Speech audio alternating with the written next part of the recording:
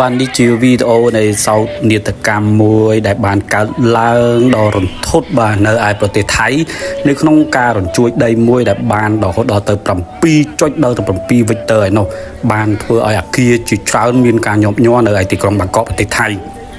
បាទហើយក្នុងនោះផងដែរក៏មានអាគារមួយទៀតនោះដែលបានត្រូវរលំ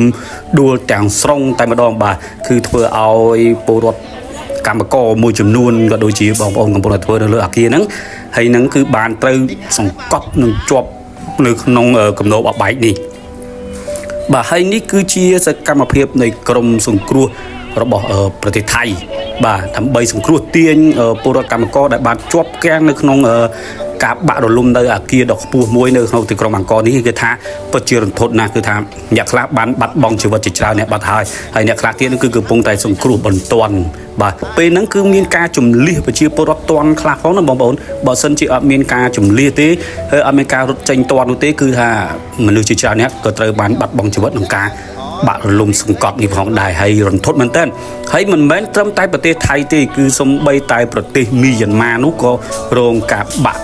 អាគារជាច្រើនផងដែរគឺដោយសារតែការរញ្ជួយដីរហូតដល់មានកម្រិតខ្លាំងមែនទែនបាទមិនដែលមានពីមុនមកទេនៅក្នុងប្រទេសថៃហើយនិងប្រទេសមីយ៉ាន់ម៉ាបាទហើយនេះគឺជាសោកនាដកម្មមួយដែលបងប្អូនប្រជាពលរដ្ឋកម្ពុជារបស់យើងព្រមទាំងបណ្ដាលើពិភពលោកគឺមានការសោកស្ដាយនិងរន្ធត់ចិត្តមែនទែនមានតែពាក្យមួយគឺថាជូនពរឲ្យបងប្អូនឆាប់ជានិងរួចផុតជីវិតពីការរញ្ជួយដីនិងបាក់អាគាររលំមួយនេះនៅប្រទេសថៃបាទ